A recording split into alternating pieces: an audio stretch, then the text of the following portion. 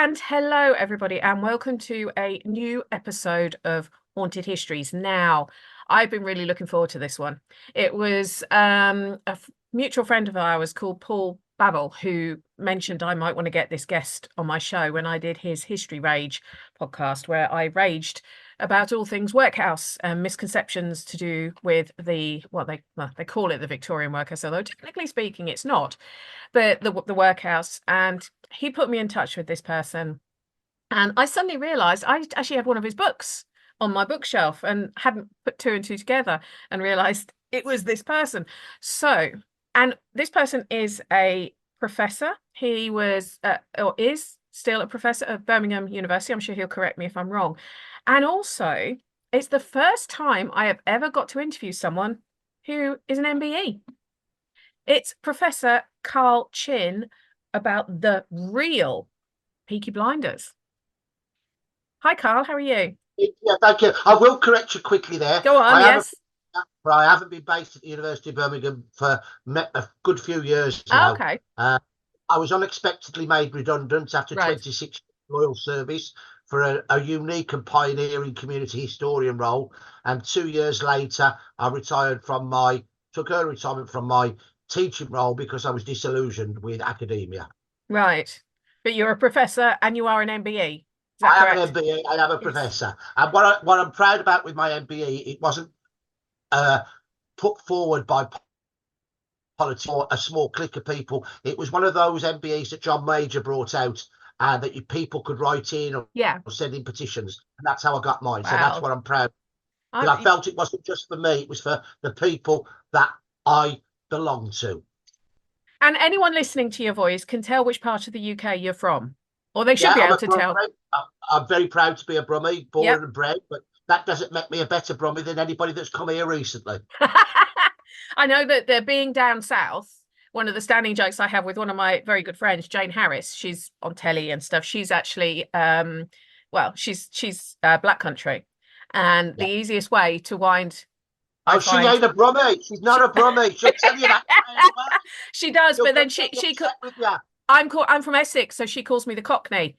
So it's a similar thing. I do know she's not a Brummie, and it's very funny when I say to people like, oh yeah, talking to my friend Jane, she's a Brummie. Oh my God, Penny, she isn't a Brummie. She's Black Country. And I was like, yes, I know. I'm not a Cockney, but that's the joke. But the difference is most EastEnders were descended in the 19th and early 20th centuries from people from Essex that had moved in to the East End. And now the old EastEnders have moved back out. Correct. We've got a couple of Essex new towns that were built post Second World War, where those who were blitzed out in like the docks and the East End moved into. In fact, my in-laws are such family. So, but yeah, it's just one of those standing jokes. It's just I call her the Brummie, knowing full well she's not. She calls me the Cockney, knowing full well I'm not. But it's just a little joke. Bit of banter that you got to have going on with your friends. So you are a Brummie lad, born and raised. Yeah. What made you want to research from a history perspective the Peaky Blinders? Well, I think first of all it's important to say that I'm a social historian. Yeah. And I've always been interested in history. Our mum would have told you if she were alive. Our Carl talked history from the moment he could open his mouth. And I would have said, if people had said to me years ago what inspired you to become a social historian, it would have been reading novels about the end of Roman Britain from a lady called Roseby Sutcliffe, now forgotten, but a brilliant novelist who engaged young people like me with history. Writers like Geoffrey Treece and Henry Treece, again, mostly forgotten now. But actually, what really made me a social historian was the rumbustious chats that mum and dad, Grandad Perry, my nan, Lil Perry, my auntie Wynne, cousins, older aunts and uncles all had on a Sunday afternoon at our mum's. They were always talking about the old end. Yeah. So from a Brummie's perspective, the old end is a working class street, usually a poorer working class street, where somebody grew up in. So our mum's old end was Whitehouse Street, Aston, which had one of the worst blinder gangs. Our dad's street was Studley Street, Spark Brook. I'm fortunate Penny, I didn't grow up in a back-to-back. Dad was a bookmaker. We done well. I grew up prosperous, but Mum and Dad were passionately proud of being backstreet Brummies. Right. And Mum's family were living in council estates after they moved out of badly built back-to-backs. They were in Pipeys, King's Standing. Spent a lot of time with them growing up. I worked in the family betting shop in Sparkbrook from the age of 13, talking with people that knew my great-grandparents. So from a very early age, I didn't grow up in a poor environment. I grew up in a prosperous environment, but I grew up culturally working class, listening to the stories of my family and the people that I got to know. I'd first heard about the Peaky Blinders growing up. And the story I'd heard growing up is the myth that they used to stitch disposable safety razor blades into the peak of their flat caps, which they took off in a fright and slashed across the forehead of their enemies, hence causing blood to go in their eyes and blind them. Now, in the series, they say they slashed the eyes. The problem with that is the bridge of the nose. You can't reach the eyes. Both are myths. The real Peaky Blinders did not stitch disposable razor blades into the peaks of their caps for a number of reasons. First of all, disposable safety razor blades were not patented by King Gillette in America until just after the turn of the 20th century. They weren't sold in great numbers in England till about 1908, at which time they were very expensive. My best Sheffield steel razor blades with all the accoutrements was around £2 a week. A poor man, and Peaky Blinders were poor men, would be lucky to earn 80 pence a week. Yeah. You're not going to spend that money on a weapon. Number two, and bear in mind, during the First World War, whilst the American soldiers from 1917 had disposable safety razor blades to shave, the British Army still had cutthroat razors. So number one, they weren't around at the time of the Peaky Blinders. They had disappeared by the First World War. Number two, it's not a very good weapon. No. A flat cap is soft. You take it off and it's going to flop. By that time, I've hit you and I've gone in and put you away. Or am I going to say to you, Penny, hang on a minute, let me just take my flat cap off, let me fold it up. Just stand there, just wait for me. Just wait for me. So number one, it's not feasible. Number two, the razor blades weren't around. Number three, it didn't happen. There's absolutely no evidence at all from thousands of newspaper reports, police reports, memoirs that I've read. They fought with their buckled belts. And what they would do, old-fashioned thick leather belts with heavy brass buckles, they would wrap them around their wrist. They would catch them in the palm of the hand. They'd leave about 8 inches loose, buckle it, and then slash. Terrible injuries caused. The same weapons were used by the scuttlers, the gangs of Manchester and Salford, by the hooligans of London, by the corner boys of Liverpool. Other weapons they used were knives. It's quite sad. A lot of knife crime like there is today. They also used loaded koshes, loaded with metal, really weapons. They bricked coppers to death. They stoned people. So, one, it never happened. Two, they were too expensive. Three, they didn't need them. And four, the original Peaky Blinders, the term first came into use in 1890, did not wear flat caps. They wore billy cops. Now, have you heard of a billy cop? I have, yes, because I've read your book. You nearly made me swallow me water then. Okay, so a billy cop for the listeners was the working man's headgear. It was a type of bowler hat. Yeah. Now, can you imagine stitching a disposable safety razor blade into the brim of a bowler hat? Impossible. Yeah. What they did, they had a very short prison cropped hair, because they like to show off the scars from police batons, staves as they were then called, the belts of their enemies to their girlfriends. But the early Peaky Blinders had a quiff. So they like to show that quiff off at the front. They would wet the brim of the billycock, hold it over a fire and move it into like a funnel. Or else they would work on it to turn it into a funnel. They would then pull the billycock over one eye to show off the quiff on the other side of the forehead. Hence, the brim, the peak, blinded the eyes. When the flat cap came in and the fashion starts to change to a donkey fringe, they still did the same. So the real historical reason is much more prosaic, but much more realistic than the imaginary myth. But where did the I mean, obviously the myth is one of the things they used in the TV series, because a lot of people, I don't know if you get this as a historian, but a lot of people will read a book on a subject, like a fiction book, or they'll see the television program on it and automatically assume everything in it is correct. Yeah. Everything in it is 100% accurate. And you then, as the historian, have to start arguing a bit and say, well, actually, they've used something called artistic license, because not everyone might be fascinated if they. Now, one of the big things, obviously, about the Peaky Blinders TV series, which I loved that series, and I was reading today, there's a film. They're going to finish it off with a film apparently on Netflix. Yeah. That was post World War One, because obviously, Cillian Murphy's character Tommy, he's all messed up because he was a tunneler in World War One, and that's what's caused him to come back a bit messed in the head, hasn't it? But that's time scales. That's completely completely wrong. Yeah. So what the series has done has thrown together a number of historical gangsters. We can talk about those later on. The real Billy Kidnapper, the real Derby Sabine, the real Alfie Solomon, not Solomon's, Solomon. And I can tell you why I know these things. And thrown them together into this pot called drama and called the Birmingham gang, the Peaky Blinders.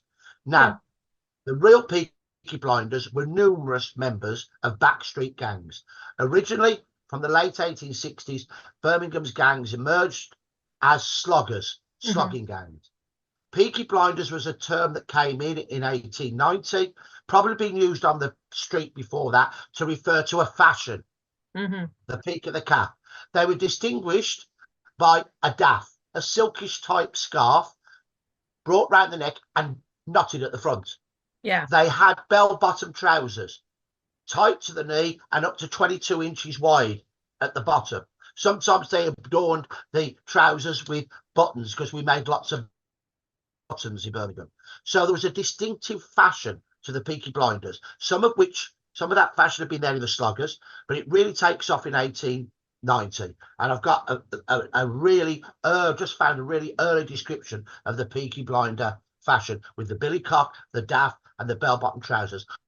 Often they weren't called Sluggers or Peaky Blinders, they were called the bell-bottom crew, because that was the most distinctive part of their fashion. Scotland's in Manchester had a similar fashion, so too did the hooligans of London. So it could probably be seen as one of the first male gang fashions. Skinheads later on, mods, rockers, teddy boys, etc. The first kind of youth male fashion, although older men also were part of the fashion. So they've thrown together these historical characters with the historical name Peaky Blinders and set it in the 20s. Now, the Peaky Blinder gangs are gone. The slugging gangs are gone before the First World War. And those former Peaky Blinders who had survived, many of them went into the munitions factories in the First World War or became soldiers and served honourably. They came back as men in their 30s and 40s, not youngsters like we see with Tommy and his brothers in their 20s and early 30s. They came back as older men, different men, usually better men, not worse men. It's very important we get that. The family of Henry Lightfoot, who was the only Peaky Blinder so named in a court as an individual, like when the series first started, wrote into the Birmingham Mail saying, our grandfather came back a better man after the First World War than he was before the First World War. So many of them, the ones that were old enough to fight and young enough to fight in the First World War, actually came back better characters. So there were real gangsters. Billy Kimber was originally a Peaky Blinder. But in the series, the series is portrayed as a Londoner, isn't he? He's a Londoner, a short, squatty sort of Londoner, which typical kind of East End gangster type. Yeah. He wasn't, he was a big burly Brummie. A big burly Brummie. He was a Peaky Blinder, and he went on to lead the first major, what we might term, semi-organised criminal gang in the country. Wow. But from the early 20th century. Go on. Oh, no, so you carry on, sorry. So from the early 20th century, the Peaky Blinders disappear. Strong policing, tall coppers, 5'10" minimum, going out in pairs and actually taking the fight to the streets. Coppers have been killed. People have been killed in gang fights. People were bullied. Girls and women were abused. Racist attacks on Italians and Jews. These are not men to be admired. They're not glamorous anti-heroes. They're put down by strong policing, supported now by the poor working class, the decent working class, who've been abused and bullied and attacked by them, acting as witnesses because they're confident in the police now. So in the series, there is a policeman called Campbell, isn't there? A Northern Irish Protestant sectarian who hates Catholics. There was a Northern Irish policeman in Birmingham. He wasn't a major. He came to Birmingham as a chief constable. Right. He was a Protestant. But he came with a letter of recommendation from Count Arthur Moore, an Irish Catholic nationalist MP, and his deputy was Michael McManus, Irish Catholic from County Mayo, who rose from the ranks in Birmingham Police at the age of 18 to deputy chief. He was not a sectarian. He was a man who was admired. When he died in 1935 in office, tens of thousands of working class Brummies turned up to show their respects. I defy most people listening today to tell us who their chief constable is. So strong policing, tall coppers, fit, working class lads who could fight. The Brummies, like Glaswegians and Liverpudlians, tended to be small. 5'1", 5'2", 5'3", 5'4". Severe sentences. Before, what was happening was lots of Peaky Blinders could be sent down for a month or pay a 40-shilling fine, £2. So they'd have a whip round, or they'd go to the local pub and the couple of local shops, and they'd intimidate the publican and the shopkeepers to get into the fund. That was stopped. Any attack on a policeman, 6 months. Anything more serious on a policeman or a civilian, a higher court. So stronger sentencing. But this has been matched, Penny, and this is really important. And I wish to God the politicians would sometimes listen to historians. Youth services being put on, not cut back. This is the beginning of youth services, put on not by the council or the state, but by a few good clergymen and women and a few philanthropists from the middle class who are setting up youth clubs, lads clubs, girls clubs, football clubs, boxing clubs. And at the same time, a new form of entertainment comes in. The pictures, the cinema, as you youngsters would call it, taking lads off the streets. So the Peaky Blinders disappeared. But some of the worst Peaky Blinders from Birmingham, by then pushed from the streets, had become travelling pickpockets and blackmailers of bookmakers at racecourses. That began in the late 1870s with the early sloggers. It picked up in the 1890s, particularly in the summer, the flat racing season, which was always bigger crowds.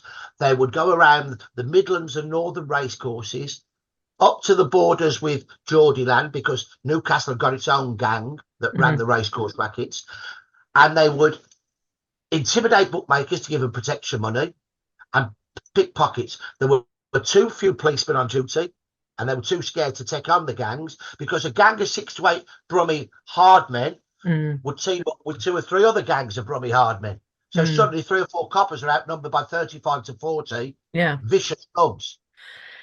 What happens is, after the First World War, Billy Kimber has now moved to London. He's palled up with the Camden Town mob, led by George Sage, North London. And this is where he was cute. He palled up with the Elephant Boys from South London. Right. And together they took over the rackets down south. More racecourses in the south of England, more lucrative racecourses. So Kimber's living in London. He's abandoned his Birmingham wife and daughters to live in poverty. Their descendants have been in touch with me. I've got lots of information from them. And they're racist, like most of the Peaky Blinders were. They extort money from the Jewish bookmakers. One of whom was the real Alfie Solomon, not Solomon's. Now, in the Who series, also wasn't an immigrant, wasn't a recent immigrant. His family had correct, been here for a long time, at least 3 generations, I and found. he fought in World War One. And didn't he get a military Yes, cross for he was bravery? not a military cross, but he was entitled to the British War Medal and the Right. Victory. He Yeah, that's served with it. distinction. His Mm. family were North London Jewish, Hmm. not East Yiddish Jewish. They hadn't just come over escaping from the pogroms in the Russian Empire. They were well established. His dad had a little business in Covent Garden. Hmm. He was not a criminal until he was beaten up. Mm. He did a bit of gambling, which was illegal then, Mm. but he wasn't a major criminal. He was transformed into one of the nastiest, most violent, vicious gangsters of the interwar years by being beaten up in March 1921 at Sandown Park by Armstrong, Tommy Armstrong, a horrible member of the Birmingham gang. Mm. He wants to put a bet on the nod. So that means I will have a tenner on that at 11-4. Hmm. If it wins, does he want paying? Of course he does. But if it loses, is he going to pay the bookie? No, he's not. Mm. So Alfie Solomon said, no, we're not going to take your bet. The horse won. He came back, demanded the money, viciously beat up Solomon. How do I know that? The first time I was told about that was by Alfie Solomon's real brother, Mm. Simeon Solomon, a bookmaker known as Sidney Lewis in 1987 in a tough pub in London. And he Hmm. looked at me and he went, it's all your lot fault. I said, who? He says, you lot from up north. Now, Midlanders hate being called Northerners You do, or Southerners. yes. Well, I was in a tough North London pub, Penny. Was I going to argue with you? Of Probably not the course I best bet. wasn't. Probably not a good idea. No. I accept that. So I interviewed him. He told me about his brother, wouldn't let me record him. I then interviewed a number of older bookmakers. They were the ones who told me that Billy Kimber was a Brummie. London bookmakers told me that, whereas everybody else in the old gang books thought he was a Londoner because he lived in London. He Right. wasn't. I've done a lot of research on his family. Yeah. They were the ones who told me about the real Derby Sabini. I interviewed later on that year in 87 the son of Derby Sabini's main right-hand man, Right. a respectable and lovely man called Dave Langham, a respectable bookie. But his dad, Georgie Langham, real name, Anto Gianicoli, was a very close friend of the real Derby Sabini and an enforcer for the real Derby Sabini. Now, the real Derby Sabini, just like Alfie Solomon's is portrayed in a very different way to the real Alfie Solomon's, so too is Sabini. Can you Mm. remember how it was shown in the series, Penny? The Italian gangster at the start. Mm. Not very No, intelligent. no. It was shown as a mafia-style Don, Yeah. elegantly dressed with a cane, lovely hat, speaking English with an Italian accent. Hmm. Real Derby Sabini, real name Ottavio Sabini, Hmm. was born in Clerkenwell, North London. His mum was an English woman, Eliza Handley. His dad was Italian, but came to England as a babby. And he wasn't from northern Sicily, he was from northern Italy. Hmm. Sabini couldn't speak Italian. He grew up in an Anglo-Italian English community. So Clerkenwell was Little Italy, round Saffron Hill, but there was English as well round there. Hmm. Now, he's a hard man, and Yeah. he brings together of Anglo-Italians like Andrew Gianicoli and himself, the Corteses, but with men of purely English, I said not say purely, but of solely English background, because I can't prove exactly what background they might be Yeah. hundreds of years back, but solely. So his gang was an Anglo-Italian stroke English gang. It was a neighbourhood gang. Hmm. What happens is Alfie Solomon gets badly beaten up. He turns to the governor of the East End Jewish underworld, a man who has not been really written about except in my own books. One or two books mention him. The only reason I wrote about him, again, I was told about him back in 1987. Right. And interest, just recently, his great grandson has sent me a photo of him, which was badly lacking. Now, his Wow. name, Edward Emanuel. Right. Again, from a longer established Jewish family. He's a hard man, a really hard man, and he's a porter at a market. But he ends up having his own business at the market.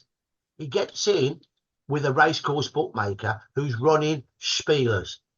Now, a Spieler is an illegal gambling place where Hmm. you play cards, particularly Faro. Right. Jewish business loved that game, so did others. And the bookmaker brings in Sabini to be his doorman.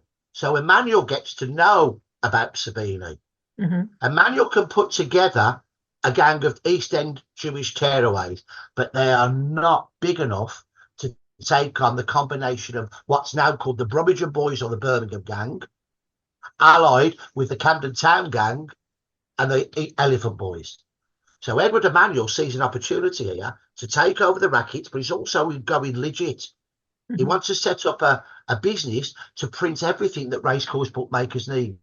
And it actually becomes the biggest sporting printers in the country, Portsea Press. And when we were bookmakers, we bought stuff at Portsea Press. Because you've got a family history as being bookmakers in Birmingham. Didn't you start off your career as a bookie? Yeah, I did. I was a bookie. Yeah. Yeah. At the same time as being at university. Yeah. So brings in Edward Emmanuel. Edward Emmanuel brings in Sabini. So there's this East End Jewish, Anglo-Italian stroke English gang from Clerkenwell. What they're clever at, Edward Emmanuel has a lot of the Metropolitan Police in his pocket. So they start arresting members of Kimber's gang. They're losing men. And they get the support of the bigger bookmakers down south who are fed up with intimidation. They set up a new organisation called the Bookmakers Protection Association. My old man was president of the Birmingham Bookmakers Protection Association. Again, I didn't know that until I started researching. Isn't it amazing when you find this stuff out? You start connecting dots. I did it I did it recently, well, a couple of years ago for my dad, in that I was looking at some old, because I like social history. I find talking about stories of people that nobody really will have heard of. That's what fascinates me. That's what really makes me go, oh wow. And I'd found some old black and white photos of a World War I soldier. And I'd said to my dad, who's this? And he's like, I haven't got a clue. It must have been one of your nan's friends or something, I suppose. I don't know who they are. We didn't have anyone in World War I. All of my relatives were in reserved occupations because they all worked in the steel industry in the Northeast, right? And I was like, it's got to be something. It says Dad on the back. And he went, no, it's not my granddad. No. Pretty sure he didn't fight in World War I. Anyway, me being tenacious little researcher that I am, I start digging into this and discover it is my dad's dad. My dad's granddad, Donald, who was in the army before World War I broke out, was injured twice. In 1915, he was blighted because of how badly he was injured. And then we start digging even further. Transpires he had 4 brothers. All 5 of them fought in World War I. All 5 of them survived. And then digging even further, we discovered that his... was it his wife or his mother? So there was a relative that actually lived in Bridlington, 2 doors up from where a relative of my mum's lived in the 19th century, 2 doors away from each other. And you're finding out stuff like this, and it's just like and then we find out that my dad's great granddad was the local station master in a village in North Yorkshire. The station house still exists. It's now a B&B. Dad contacted them. They said, yeah, we'd love you to come and have a look around. Thank God. And you find all this stuff out. And I'm like, how can this not make you go, whoa, when you start, like you're saying, finding out your dad being the president of that Bookies Association. Then you hear it mentioned. It was set up by a criminal.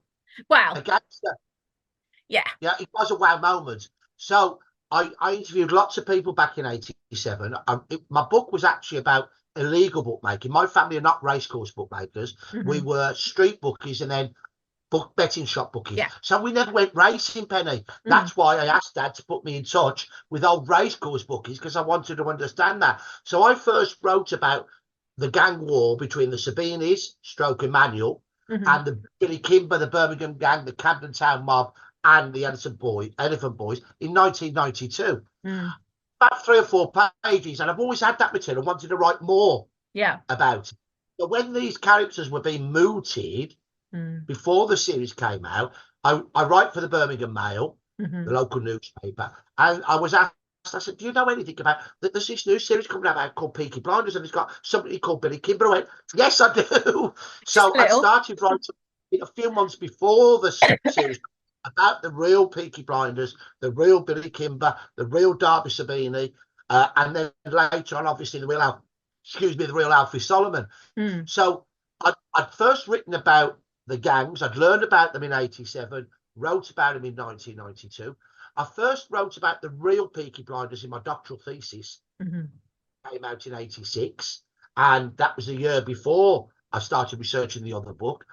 And so I'd been gathering material for a long time. And when I was approached by John Blake, part of Bonnier Books, to write a major study of the real Peaky Blinders, I went back to interviews with people like Dave Langham, Angelo Giannicoli's son, to the notes I made with Alfie Solomon's brother, and with many others, and also old men, particularly old men, but a few older women who I'd interviewed back in Birmingham in the late 70s and early 80s, who told me about the different gangs. Yeah. Two of whom were my great uncles, born in 1893 and 1897. Wow.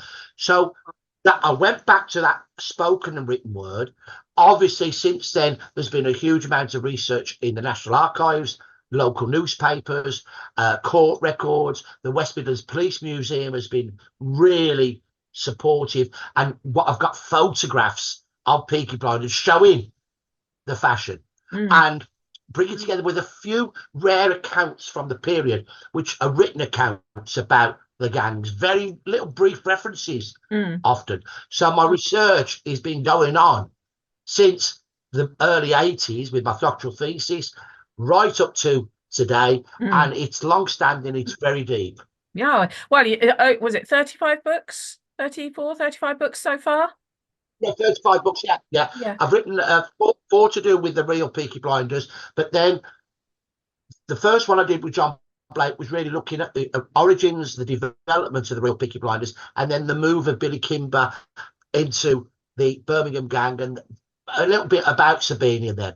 The second book was called The Legacy. Let me get it right.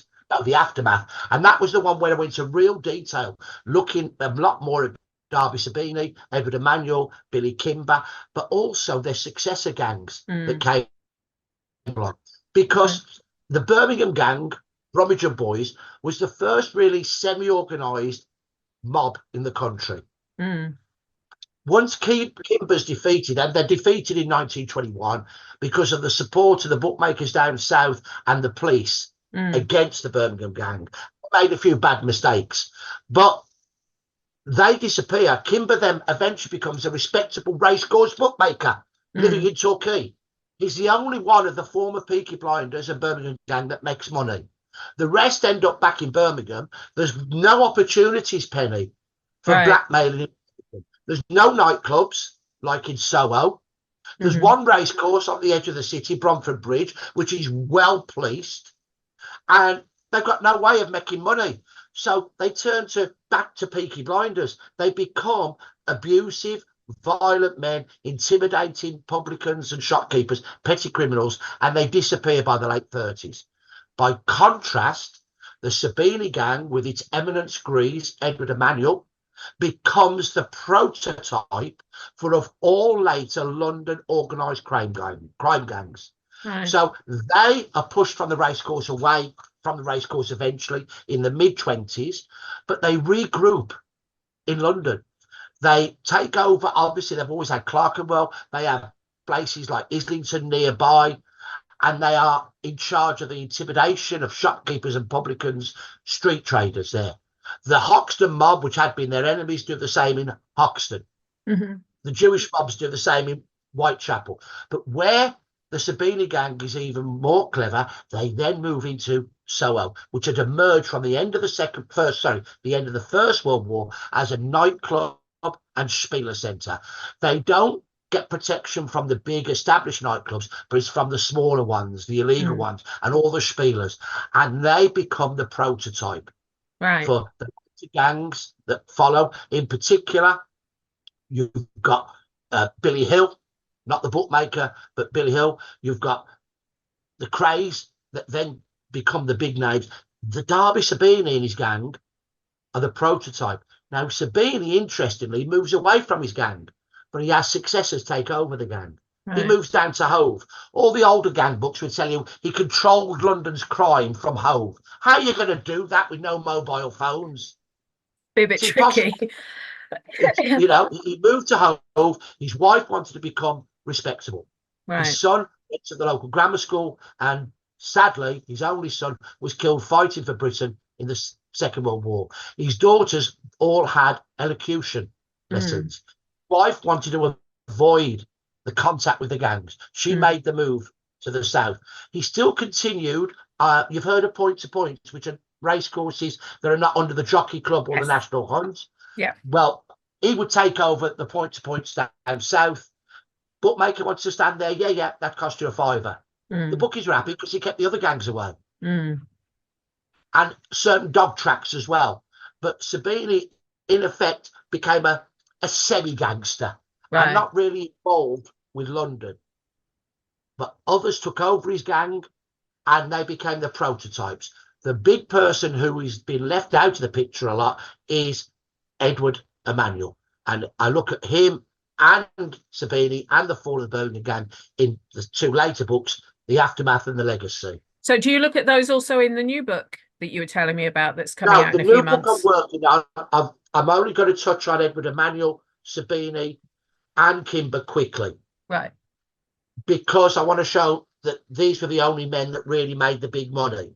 But even Sabini didn't make big money. Had a nice Right. house, but he didn't leave a fortune. Edward Emanuel did. Got a big house in Golders Green, made a lot of money.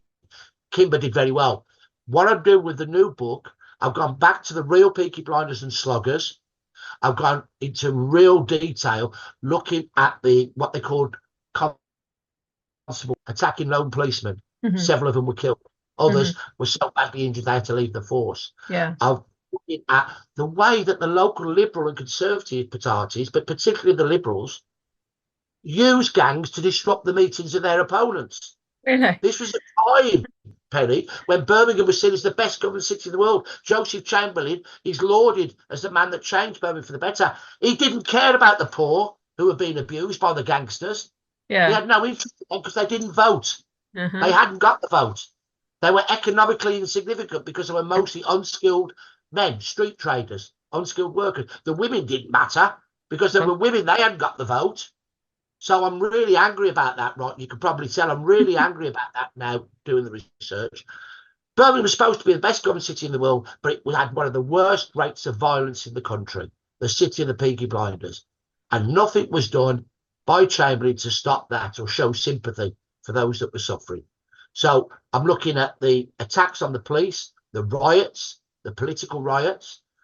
The third chapter is very much about murderous gangs, Right. the way that they would beat up not only the police, but this chapter focuses on them killing each other.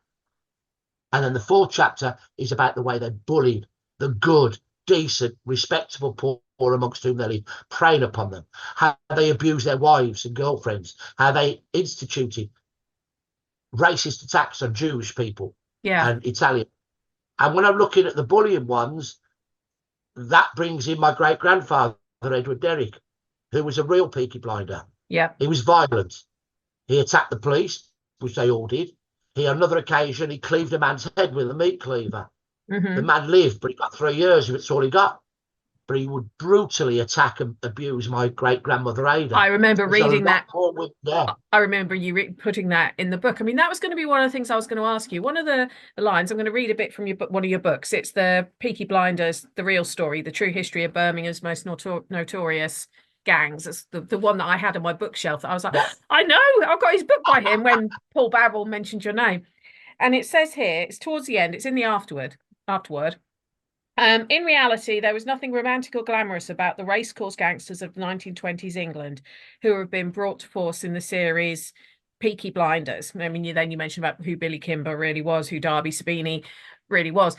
That was something that I always find really interesting when I'm trying to write about a subject that it's fascinating, but it's not glamorous, but it's fascinating and it's social, it's history, it's something that everyone needs to be aware of.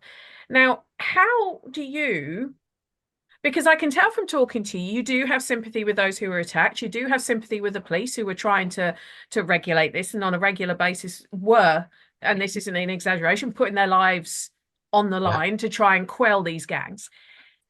How do you approach it as a historian and a writer to tell the truth without, well, glamorizing it, without making these people almost like folk heroes, like Robin Hoods of their time? Yeah, and they weren't, Rob. You're absolutely right. I think any historian tells you that they are not emotionally engaged with the topic and that they are objective. Well, I don't believe it. You've got to be emotionally engaged to write and research. I think people like us from our backgrounds are more emotionally engaged. I want to write about my people, the people, they're not mine. I belong to them. Yeah. Now, it doesn't stop me trying to look at it more objectively, but I am emotionally attached. And I make that clear. You know, there were bullying policemen as well. What often they would do would pick on young lads who were playing in the street or gambling, pitch and toss. Mm-hmm. And one perceptive newspaper said, no wonder some of these boys turn into gang members later on. They've been attacked by the police. It was an easy target for the police, the boys. Yeah. So it's not a one-sided picture of the police. I'm showing the downside of them as well. And some of the Peaky Blinders were, let's be frank about this, it was a flipping hard world. Yes. It was hard. People are living in dire poverty. They're living in overcrowded conditions, in sanitary conditions. They've got no privacy. They don't own anything. The only thing that a poorer kid had in a poorer street was if he was hard, to say he was better than. So a gang of them coming together saying, our street is tougher than your street. My mum and dad were very proud to come from tough streets that were tougher than nearby streets. Yeah. Not in a nasty way, but to say, yeah, we were the toughest. So there's a poorer working class pride there from having nothing that you own except the street. Now, who's engaged in that? The street next door or a few streets away, the gang from 3 streets out, and the police. So you've got physical hardness is something that is valued by lots of poorer working class family people, not just male physical hardness, female physical hardness. Both my great grandmothers were fighting women. The women in these areas scare me more than the men, if I'm completely honest. They had to fight to survive. Not all of them were, because some of them were, terribly abused. Yeah. But my great grandmother, not the one who was a Peaky Blinder wife, but the one, my great grandmother Florence Chinn, she had 22 black eyes off my great grandfather in the first 6 months of marriage because she wouldn't call him the boss, and she never called him the boss. And I like her. And then on one occasion, my Uncle Bill told me about 1903, my great granddad was an ex-Coldstream Guardsman, 5'8.5", 5'9", tall, strong man. Yeah. He came out from the pub, a pub I used to drink in, called the Wrexham. The real name's the George on the Ladypool Road. And I'll tell you in the old Brummie speech that my great-grand uncle told me. He says, the old man, come on. And all his lip was a-bleeding.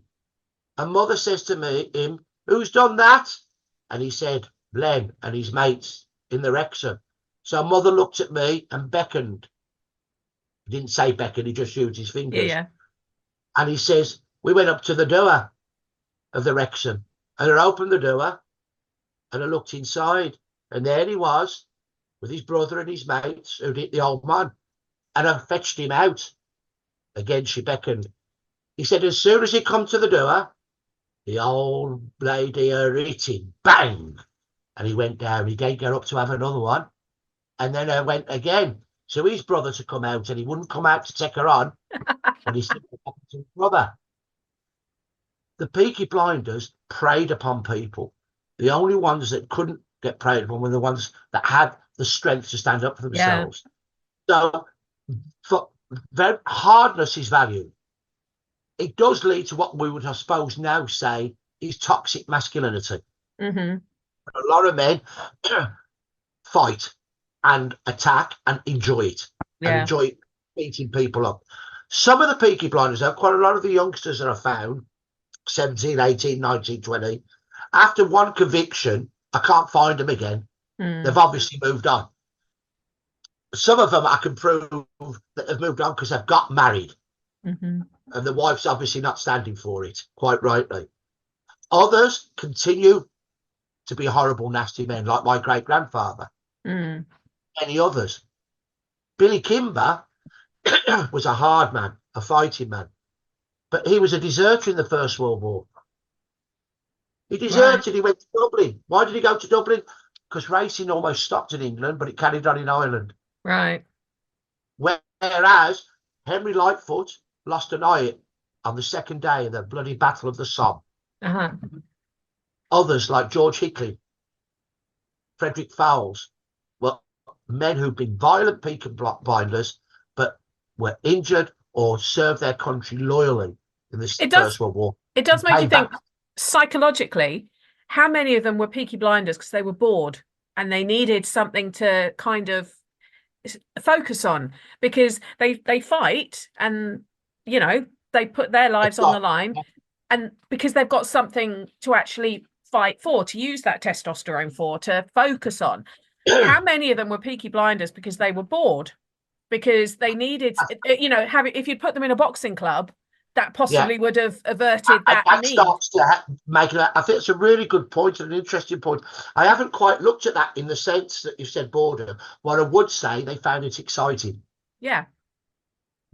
So they found it exciting, the adrenaline flowing, the testosterone flowing, to be able to fight and to win. Yeah. I mean, I say with my teenage son, he's 14. He knows what behavior is acceptable and what isn't, but occasionally he might do something he shouldn't do. But we've got him playing rugby, we've got him of that, because I think young lads, it is the testosterone thing. They need. Good point. And I just wonder, when you were mentioning where some of the other gangs were, all built up areas where there was probably very little to do. If these, I know these aren't all unmarried men, but a lot of them would have been, like you say, some of the younger ones, they got married and they seem to knuckle down, if you pardon the phrase. They knuckle down to being working men, like law-abiding working men, as to a point.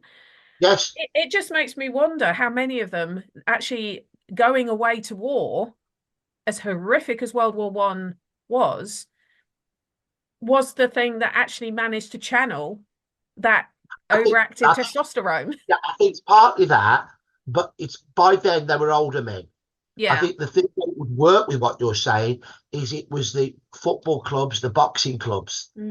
Started out from the late 19th century. Football is not only a huge spectator sport, it's a participation sport. So surveys at the turn of the 20th century in Birmingham and Manchester, Salford, show that lads are spending a lot of their time Saturday afternoon after they finish work, Sundays, not joining a gang, but playing football on waste ground. Yeah. Some of them, Father Pinchard in Birmingham, Father Jay in the Old Nickel in the East End of London, set up boxing clubs. And these are usually High Church of England men who've been to public schools who'd learned boxing, and they're teaching the lads the Marquis of Queensberry rules. So I think that's where it would fit in with what you said. The fact that their boredom is being channeled into physical activity that's positive rather than negative. Yeah. And you're looking, there's no parks in the 1860s. Yeah. They start to develop parks later on. There's no swimming baths in the 1860s. They start to come. There's only waste ground in poorer neighbourhoods. And on a Sunday, the only day of rest that they had, and so the half-day Saturday holiday, they called it, comes in. They're gathering on the waste ground. They're playing rough sports, British bulldog type things, but even rougher. And they're gambling, pitch and toss. A group of them get a mark, and they'll chuck a penny or a halfpenny to it, pitch it. Whoever's nearest chucks them, tosses them. They come down heads, they keep them. Now, that's on the Lord's Day. There's still a few middle-class people living in the older parts of Birmingham, and they're coming home from the chapel and church absolutely appalled at the bad language, the rough sports, the gambling, but particularly they're frightened of the large gatherings of raucous and boisterous working-class youths and men. They put pressure on the police to put the pitch and toss down. At the same time in Birmingham, there is a massive riot in 1867. In the midst of this so-called crusade against pitch and toss, a massive riot between a huge English mob attacks the Irish area. And that leads to sectarian gangs just for a short while. They disappear quickly in Birmingham, unlike in Liverpool and Glasgow and Belfast. So you're right, is that they have nothing else to do. They're gathering, and fighting is a way to show off, I am number one. I'm the best. Yeah. And occasionally you'll get the odd Billy Kimber who isn't just into fighting. He is genuinely a wrong un.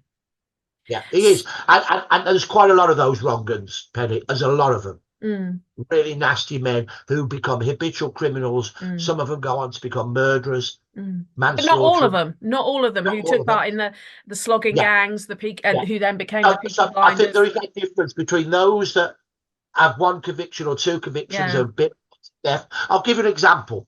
There's a man called Stephen McNichol. Now, if you go onto a number of popular websites, Stephen McNichol and a man called Thomas Gilbert have given us the leaders of the imaginary Peaky Blinder gang. They think it's the real. It's an imaginary gang. There was no Peaky Blinder gang. Who were into land grabs, extortion, theft on a big scale. Stephen McNichol was a poor man. The photograph of the Birmingham police shows that.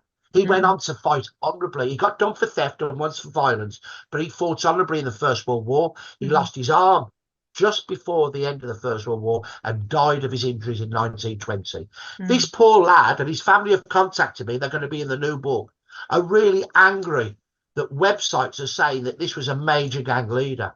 The other one that's mentioned, Thomas Gilbert, as this huge criminal running the Peaky Blinder gang, was a one-legged cadger. He was a cadger. He'd go around pubs, say he'd lost his leg at an accident in a brewery. Could you give me 2 shillings? This is where historical drama can unfortunately lead to a subversion of historical reality. But do you know why I started Haunted Histories? I'm going to tell you, Carl, why I started Haunted Histories. I've always been interested in history, and it's talking about what you're saying about these misinformed individuals. A lot of the buildings that people investigate, there's all these fantastical stories about them. Like there's one that, it was a mortuary and he murdered children in it when he ran it as an illegal orphanage and all this. And I'm looking at it, this going, well, this place was built in 1890. If any of this happened, it's going to be documented somewhere. And that's kind of why I started doing Haunted Histories, so I could look into some of these buildings when someone says, oh yeah, we picked up this happened then, we picked up that. Well, no, it didn't. You know, if you're in a house that was built in 1890, you know, one of the sort of, I call them city terraces, you know, that had the posh front room, then the middle room that everyone lived in, then maybe like a scullery type thing at the back. And the psychic is picking up that there was dead bodies in the front room. Well, there probably would have been, because people would have displayed a body before it was buried in that front room, because that was the posh room. For 7 days, because they couldn't afford the funeral directors. Exactly. So yes, you might pick up that there was a body in there, but it doesn't have to be that it was run as an illegal mortuary. So that's kind of why I set up Haunted Histories. And there's so many of these, like people, like there's a character by the name of Bathsheba Sherman that the first Conjuring film was based on. And in America, and I haven't done research into one, but someone I know called Jamie Rubio in the States has. And she's made out to be this murdering witch who was executed and everything else. And people have even desecrated her gravestone. That's an interesting one. They've desecrated her gravestone. However, the gravestone is of a woman who was in her 80s, who died naturally. But her name's Bathsheba Sherman. So this whole story's been created about some woman whose memory has been completely and utterly tarnished.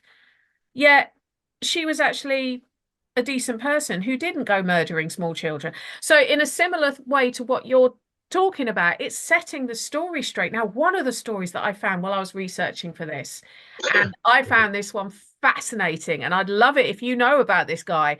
He was a police officer who was an undercover police officer who went into the illegal betting premises called William Suckling. Have you heard of him? No. William Suckling. You want to look into this guy. Birmingham police officer, very young. He was only in his early 20s when he started. And he used to go into the illegal betting premises to try and sort of root out some of these gangs. And he was so good at being undercover that when they were taken to court, he had to be hidden. So they didn't know who he was because he was so good at his job. Yeah. And I found that story out. It was a newspaper article I started it with. And I just thought, you know, it's almost like when I'm interested in what these gangs did to sort of change criminal procedure and to the invention of the undercover police officer. And like you say, like and having the police work more as a team to try and stop the abuse of everything. And that's what's fascinating. And it's an important point you're making. It's important that we put the reality out there. Yeah. One, it's not fair on this woman, Bathsheba, did you say her name was? Bathsheba Sherman, yeah. Bathsheba Sherman. It's not fair on Stephen McNichol's descendants. No. I could talk about my great-grandfather and others because I've got the reality there. But equally, it's very important that we don't glamorise gangsterism. No. Now, let's enjoy series. You've enjoyed the series. I've enjoyed the series. But the problem is with, and not just this series, that's all type of gangster series. They portray flawed heroes, like Tommy Shelby, flawed heroes who are Robin Hoods. In one of the early episodes of Peaky Blinders, a character says, yeah, they're bad people, but there are bad people and they do bad things for us. No, they don't. There's bad people and they do bad people to the poor because that's amongst whom they lived. They were only in it for themselves. It's like a mafia don pretending. People say, oh, well, they're kind to children. They're respectful for the elderly. They take care of women. No, they don't. No. They abuse women. They beat up whoever they want to, children or adults. So it's very important that whilst we enjoy a drama, that the reality is portrayed as different to the drama. And the drama does not pretend to be reality. I mean, what my thing when people have talked to me as a historian about, Peaky Blinders isn't my speciality, but the Victorian history side is something I know, the Poor Laws and everything I know quite, World War One, I know a reasonable amount about. And one of the things I've said is whenever they watch a series like that, go away and find out. Go away and find out what the tunnelers did, because it was not pleasant. And it wouldn't surprise me if someone had come back from being a tunneler very messed up in the mind. That, to do with Tommy Shelby, makes sense. But they weren't tunnelers from Birmingham. Tunnelers were mostly miners. They were, yeah. And they were short. They weren't from Birmingham. We had 3 regiments in Birmingham, the Royal Warwicks. The Worcestershires and the Staffs, and also the Coldstream Guards recruited heavily in Birmingham. So tunnelers were not from big industrial cities like Birmingham, Manchester, Liverpool. They were from mining districts because they tended to be shorter, but they were experts at tunneling. So you would have probably found more miners in sort of the East Midlands, where you had the mines in like Nottinghamshire, Derbyshire, and going over to Wales as well, obviously. West Yorkshire. Yeah. But that's the sort of thing, though, that I mean to say to people is when you're watching something like this, don't accept verbatim that this. But then again, this is why I get into arguments about Richard III and Shakespeare. Shakespeare wrote it because he was a Tudor playwright who had to be seen to be back in the Tudor diatribe. Yeah. So Charles Dickens, yes. What he may have written, Oliver Twist, parts of it might have been true to do with the workhouse. However, a lot of it wasn't, because he liked attention. He was a bit of a narcissist. He wanted people to think what a wonderful man he was, identifying all this bad stuff. They didn't have beadles in the workhouse in the 1830s. Beadles were a parish thing. So, and no child ever said, please, sir, can I have some more? Most of them couldn't eat all the gruel that they were given because there was so much of it. And it was bland and liquid, and you know if you try and drink a pint of water, after half a pint you're normally like, oh, I can't physically drink anymore. So a lot of this wouldn't have been accurate. It was done as fiction, and this is when I get into arguments with people. So it's nice to hear another historian with a similar view, attitude and approach. Thank you. It's been lovely talking to you, Penny. And you. Well, if anyone wants to catch up with what Carl's up to, where would they find out about your new book when it launches? Well, you can find out about the books from John Blake or Bonnier Publishing, the 3 original books, Peaky Blinders, The Real Story, The Aftermath, and The Legacy. The new book's just about to go off to the publishers. I've got to do a bit more research and check a few things, so I'm not sure when that will be out probably in the new year, but I'll Mhm. keep you posted on that. If you give us a Brilliant. shout, I'll be happy to speak with you again about it. Oh, thank you so much. Thank you so much. Well, I do want to talk about women in the Peaky Blinders at some point, being a woman myself. So Well, we'll yeah, have to get you back that's the on. important point. Yeah, that's the important point because women were not involved in the real gangs of the Mm. 1920s. They wanted their husbands to get away from the real gangs. But the women did have the fringe, did they not? The Peaky Blinder girls did, Mm. but not the women in the 20s and 30s. Yeah, Darby Sweeney's wife didn't. Billy Kimber's second wife didn't. They had a very different life to what we see portrayed. yeah, But the girl with the Peaky Blinder, as a song went in the late 19th century, she would have a short fringe, hmm and almost down to her eye. Well, not a short fringe, almost down to her eyes, but a very fancy hat, hmm uh, gaily attired, raucous. And why are they like that? There was a research done into South London, and the girls, a lot of the young women, I shouldn't say girls because they're young women, they're not girls in a middle class sense. They Mm. haven't had a girlhood, they've only had hard times, but Yeah. they've only got a short few years between starting work and earning a bit of money and getting married. Mm. 5 years at the most. They're Mhm. going to enjoy that time because they know so never they get married and the children start to come and the old man starts ending up down the pub more often than not, they're going to have it hard. Yeah, So they needed to enjoy life when they could. It was a short window for them. very much. Well, thank you so much. I could talk to you for hours, Carl. You're brilliant. You're I've absolutely enjoyed it. brilliant. Thank you. Thank you. Well, that's been Professor Carl Chinn giving you a snapshot on the real Peaky Blinders. Do keep an eye on the Haunted Histories page to find out what's coming next with the podcast and what I'm up to all over the country and actually internationally now as well. So thank you ever so much for listening, and hope to speak to you all soon. Have a good evening, sleep tight, and don't worry too much about things that go bump in the night.